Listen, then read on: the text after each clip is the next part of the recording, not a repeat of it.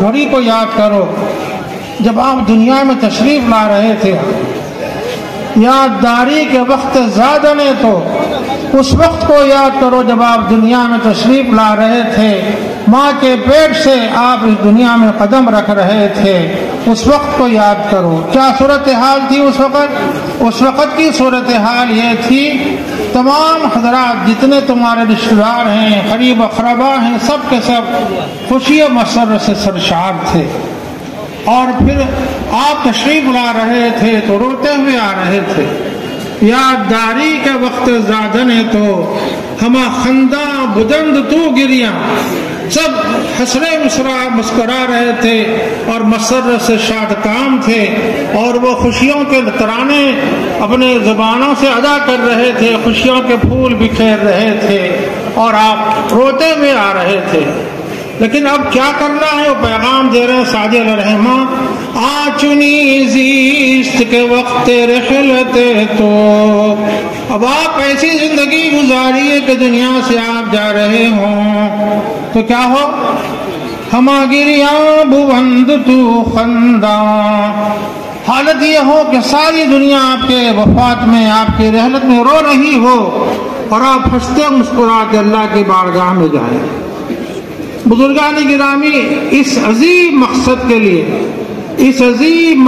کے لیے ہمارے بزرگوں نے بڑی قربانیاں دی ہیں کہ ہمارے ایمان والے ایمان پر قائم رہیں، جو ایمان کی نعمت سے محروم ہیں وہ بھی ایمان کی نعمت سے مشرف ہو جائیں۔ اس کے لیے ہمارے بزرگوں نے بڑی قربانیاں دی ہیں۔ اسلام کی کھیتی کو انہوں نے اپنے خون جگر سے سینچا ہے۔ انہی اکابرین امت میں اس بدرپور کے شہر میں، آسام کی اس مملکت میں ایک بہت بڑے بزرگ ہستی تشریف لائے تھے، اور ان کی برکت سے یہاں اسلام کی نعمت عام ہوئی۔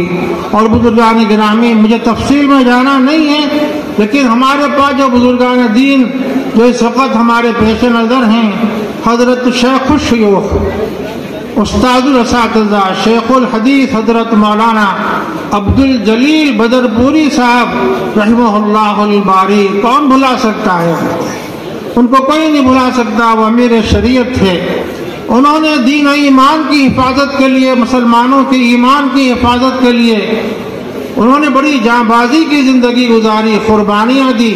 اپنے لیے انہوں نے زندگی نہیں گزاری، بلکہ ایمان و اسلام کی کھیتی کو سینچنے کے لیے اور ایمان والوں کے ایمان کی حفاظت کے لیے زندگی پوری لگا دی۔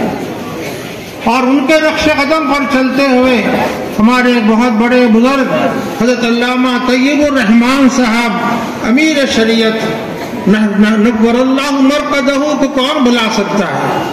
ابھی 2016 کے فقہ سیمینار کے اجلاس میں حضرت حیات تھے اور حضرت کی دیدار سے ہم مشرف ہوئے، حضرت کے سے لقاء و تکلم کا ہم کو موقع ملا۔ حضرت جو درد مند دل رکھتے تھے، ویسے درد مند دل رکھنے والے بزرگوں کی ضرورت ہے۔ آج ہمارے درمیان بہت بڑی بزرگ ہستی اس وقت کے موجودہ امیر شریعت حضرت علامہ شیخ الحدیث، شیخ الشیوخ اور شیخ المشائخ حضرت علامہ یوسف علی صاحب قبلہ دامت برکاتہم العالیہ یہاں رونق افروز ہیں۔ آپ حضرات ان کے روئے انور کے دیدار سے مشرف ہیں۔ ایسے چہرے تادیر سلامت رہیں اور امت پر ایسے بزرگوں کو سایہ فگن رہے، اس کے لیے ہم کو شب و روز دعا کرنی چاہیے۔ بزرگان گرامی، آپ جانتے ہیں کہ یہاں اس وقت جو اسلام کی اشاعت کے لیے ہمارے بزرگوں نے جو الجامعۃ العربیہ کا قیام عمل میں لایا، اور پھر سب سے بڑی بات یہ ہے کہ ان بزرگوں نے جو ندوۃ التعمیر اور اس طرح انہوں نے یہاں پر الجامعۃ العربیہ اس کی بنیاد ڈالی، اس کے تحت کتنے ادارے کام کر رہے ہیں۔ آپ حضرات جب سے سماعت فرما رہے ہیں، بیت المال ہے، اس کے ذریعے سے تفسیر کے دروس کا انتظام ہے، سبائی مکاتب کا ایک نظام ہے۔ ظاہر ہے یہ سارا نظام اسی لیے قائم کیا گیا ہے کہ ہمارا رشتہ اسلام سے، ایمان سے مضبوط و مستحکم رہے، اور ہم تادمزید اسلام پر اپنی زندگی نچھاور کرتے ہوئے اللہ کی بارگاہ میں پہنچے۔ بس یہی وہ مقصد جلیلہ ہے جس کے لیے ہمارے بزرگوں نے قربانیاں دے کر اللہ کے حضور حاضر ہو چکے ہیں۔ ہم کو بھی کل اللہ کے دربار میں حاضر ہونا ہے، لیکن کوشش یہی ہونی چاہیے کہ ہم ایمان کی نعمت لے کر اللہ تعالیٰ کی بارگاہ میں پہنچے۔ بزرگان گرامی، اس وقت جو کچھ حالات ہیں عالمی سطح کے، ملکی سطح کے، ظاہر ہے ہم لوگ اس سلسلے میں بڑے فکر مند ہیں۔ عالم اسلام اس وقت فکر مند ہے اور سب کے لیے دین و ایمان کی حفاظت کی اہمیت ان کے پیش نظر ہے۔ ایسے قیمتی لمحات میں کچھ طاقتیں ایسی بھی ہیں جو مسلمانوں میں اختلاف و انتشار پیدا کرنا چاہتی ہیں، ان کے دلوں میں انتشار پیدا کرنا چاہتی ہیں، اختلاف پیدا کرنا چاہتی ہیں، ان کو بکھیرنا چاہتی ہیں۔ ظاہر ہے ان کو ناکام کرنے کا ایک ہی راستہ ہے، ان کو ناکام کرنے کا ایک ہی راستہ ہے، وہ راستہ یہ ہے کہ ہم اپنے اکابر کے نقش قدم پر چلتے ہوئے، ایمان کو عزیز رکھتے ہوئے ہم اپنی زندگی کا سفر طے کریں۔ اسی میں ہمارے لیے بھلائی ہے۔ بزرگان محترم، اتحاد و اتفاق کی بڑی اہمیت ہے، اس وقت بڑی اہمیت ہے۔ علامہ سعدی علیہ الرحمٰن نے بہت پیاری بات فرمائی ہے، مثال دے کر فرمایا ہے، اتحاد مگسمی شبد شہد پیدا، خدا چه لذت شیریں در اتفاق نہاد۔ آپ نے مثال دی ہے، آپ نے دیکھا ہوگا شہد کا پٹھا ہوتا ہے، شہد کا چٹھا، اس پر مکھیاں بیٹھتی ہیں اور مکھیوں کا اتحاد و اتفاق وہاں بہت شیریں شہد پیدا کر دیتا ہے۔ یہ شیریں شہد کس کے لیے پیدا کیا گیا ہے؟ انسانوں کے لیے۔ انسانوں کے لیے قرآن پاک میں اس کا ذکر آیا ہے، فی شفاء للناس، اس میں اللہ تعالیٰ نے انسانوں کے لیے شفا رکھی ہے۔ بزرگان گرامی، کیسا نظام ہے؟ اللہ نے ایسا بنایا ہے کہ ان مکھیوں میں ایک صدر مکھی ہوتی ہے، بادشاہ، رانی۔ اس کا کام یہ ہے کہ اگر کوئی مکھی نجاست پر بیٹھ کر آئی ہو تو اس کو چتھے پر بیٹھنے سے پہلے اس کا خون کر دیتی ہے، قتل کر دیتی ہے، تاکہ اس شہد کے اندر کوئی ملاوٹ نہ ہو، کوئی گندگی اور نجاست اس میں نہ آنے پائے۔ اس قدر اللہ نے باریک نظام بنایا ہے۔ تو بزرگان گرامی، سعدی علیہ الرحمہ فرما رہے ہیں کہ چند مکھیاں مل کر ایک شیریں شہد پیدا کر سکتے ہیں، تو مثال دے کر فرما رہے ہیں، خدا کے لذت شیریں در اتفاق نہاد۔ مسلمانوں کے اتحاد و اتفاق میں اللہ نے اس سے کہیں زیادہ شیرینی، اس سے کہیں زیادہ مٹھاس رکھی ہے، اس سے کہیں زیادہ روحانی مسرت اللہ نے رکھی ہے۔ تو بزرگان گرامی، اس سے ہم کو سبق حاصل کرنا چاہیے۔ میں اختتام کی طرف جاتے ہوئے علامہ اقبال نے جو بات بیان فرمائی ہے وہ آپ کی خدمت میں رکھنا چاہتا ہوں۔ منفعت ایک ہے اس قوم کی، نقصان بھی ایک، منفعت ایک ہے اس قوم کی، نقصان بھی ایک ہی سب کا نبی، دین بھی ایمان بھی ایک ہی سب کا نبی، دین بھی ایمان بھی ایک ہی سب کا نبی، دین بھی ایمان بھی حرم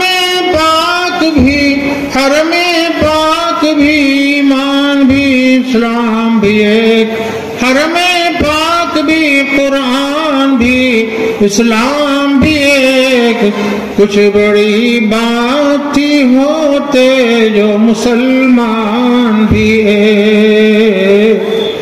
بزرگان گرامی، آخر میں اپنے نعت پاک کا ایک شعر پیش کر کے پیغام دینا چاہتا ہوں۔ آج امت مسلمہ کی کامیابی کا ایک ہی راستہ ہے، وہ آقا دو جہاں سرور کائنات سیدنا محمد رسول اللہ صلی اللہ علیہ وسلم کے قدوم پاک کو تھام لیا جائے، آپ کے تعلیمات کی روشنی میں زندگی کا سفر طے کیا جائے، آپ کی بارگاہ میں ہم حاضر رہیں، 24 گھنٹے ہماری حاضری ہو حضور پاک صلی اللہ علیہ وسلم کی عالم تصور میں گنبد خضرا کی چھاؤں میں بیٹھ کر ہم اگر اللہ کو راضی کرنے کی کوشش کریں گے تو ہماری دنیا بھی کامیاب اور آخرت بھی کامیاب۔ میں نے ایک پیغام دیا اپنے نعت پاک کے شعر میں، در در کی ٹھوکروں سے جسے چاہیے نجات، در در کی ٹھوکروں سے جسے چاہیے نجات، بیٹھا رہے وہ گنبد خضرا کے سامنے۔ حضرت ہمارے محب گرامی مولانا فرید الدین صاحب قبلہ عزیزت معالی نے خواہش کی تھی کہ میں ایک نعت پاک بھی سناؤں، لیکن میں نے اپنے نعت پاک کا شعر آپ کی خدمت میں پیش کر دیا ہے کہ میرا ذمہ تھا، میری فریضہ تھی، میں نے ادا کر دیا ہے۔ الحمدللہ الحمدللہ الحمدللہ۔ آخر میں اختتام پر بطور پیغام علامہ اقبال کا شعر آپ کی خدمت میں پیش کر کے رخصت چاہوں گا کیونکہ میرا وقت ہو چکا ہے۔ علامہ اقبال نے بڑا پیغام دیا ہے، بڑا پیغام دیا ہے، اس پیغام کو سرمہ بصیرت بنانے کی ضرورت ہے۔ قوت عشق سے ہر پست کو بالا کر دے، قوت عشق سے ہر پست کو بالا کر دے، دہر میں اسم محمد سے اجالا کر دے، دہر میں اسم محمد سے اجالا کر دے۔ بزرگان گرامی، یہاں جو ندوۃ التعمیر اور جامعۃ العربیہ الاسلامیہ کی طرف سے جو خدمات ملت اسلامیہ کے انجام پا رہی ہیں وہ لائق تحسین بھی ہیں، قابل تقلید ہیں۔ میں چاہتا تھا کہ بہت زیادہ اس پر کچھ آپ سے گفتگو کروں، لیکن چونکہ وقت کے دامن میں تنگی ہے اس لیے میں اپنے بات کو اختتام کی طرف لے جاتے ہیں۔ دعا کر رہا ہوں پروردگار عالم، ہم نے جو کچھ کہا ہے سنا ہے مولا، کہنے والے کو، سنانے والوں، سننے والوں کو سب کو پروردگارا عمل کی توفیق عطا فرمائیے، عمل کی توفیق عطا فرمائیے۔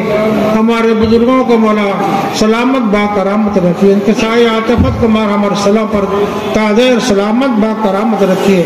ہمارے جن بزرگوں نے مولا، ہمارے جن اسلاف نے ایمان کی حفاظت کے لیے زندگی گزاری ہے، انہوں نے ہمارے ایمان کی حفاظت کے لیے قربانیاں دی ہیں، مولا ان کی قربانیوں کو قبول فرما لیجیے، ان کی ارواح کو اعلیٰ العلین میں جگہ نصیب فرمائیے، ان کی قبروں کو جنت کا گلشن بنا دیجیے، پروردگارا ان کو جنت الفردوس میں جگہ نصیب فرمائیے۔ نبی پاک آقا دو جہاں سرور کائنات صلی اللہ علیہ وسلم کے قدوم میں پاک میں ان کو بھی جگہ عطا فرمائیے، اور ہم نااہلوں کو بھی مولا جگہ عطا فرما دیجیے۔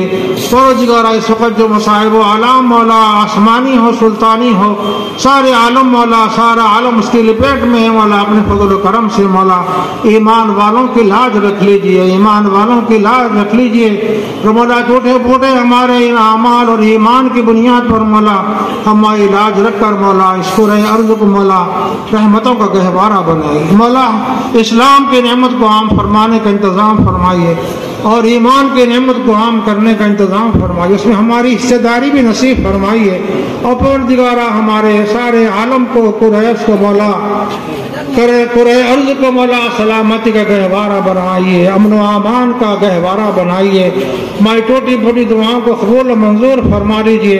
حاضرین جو کچھ مولا یہاں تشریف لائے ہیں، جو نہیں آ سکے ہیں مولا، ان سب کی دلی تمناؤں کو آرزوؤں کو پوری فرمائیے۔ پروردگار اپنے خاص فضل و کرم سے مولا وہ جو ظلماً قید کر لیے گئے ہیں مولا، ان کے لیے مولا ان کے لیے رہائی کا ذباب بنائیے، ان کے رہائی کا ذباب بنائیے، ان کے رہائی کا ذباب بنائیے۔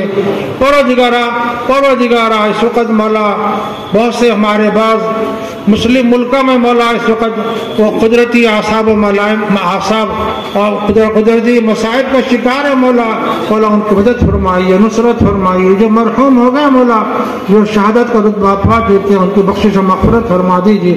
جو معصوم بچے مولا بچ گئے ان کی حفاظت فرمائیے، ان کی سرپرستی کا انتظام فرمائیے۔ پروردگارہ جو بیمار ہے مولا ہم سب کو صحت کاملہ شفا عاجلہ عطا فرمائیے۔ پروردگارہ ان کے پھر سے مولا رحمتوں کے اسباب بنا دیجیے۔ پروردگارہ ہم کو اپنی آخرت کی کامیابی کی فکر کے ساتھ مولا ہمارے ان بھائیوں کی بھی ہم کو فکر کرنے کی توفیق عطا فرمائیے جو آج ہمارے ساتھ ہیں مولا، لیکن ایمان کی نعمت سے محروم ہونے کی وجہ کل مولا وہ رسوا ہوں گے۔ پروردگارہ ہمارے ساتھ رہنے والے ہیں مولا، ان کو بھی مولا ہماری سعادتوں سے، ہماری برکتوں سے ایسے مال فرمائیے وہ ایمان کی نعمت سے مشرف ہو جائیں۔ سید الکائنات سیدنا محمد رسول اللہ صلی اللہ علیہ وسلم کی رحمتوں کی چھتر چھایا میں وہ بھی آ جائیں، وہ بھی پروردگارہ اس میں سایہ، اس سائے میں جگہ پائیں اور سرخرو اور کامیاب مولا کر وہ جنت میں ہم سب کے ساتھ شریک رہیں۔ پروردگارہ ہماری ٹوٹی پھوٹی دعاؤں کو قبول فرما لیجیے، پروردگارہ قبول فرما لیجیے۔ ربنا تقبل منا انك انت السميع العليم وتب علينا انك انت التواب الرحيم وصلى الله تعالى وسلم على سيد الانبياء والمرسلين وعلى آله وصحبه اجمعين والحمد لله رب العالمين۔ میں آخر میں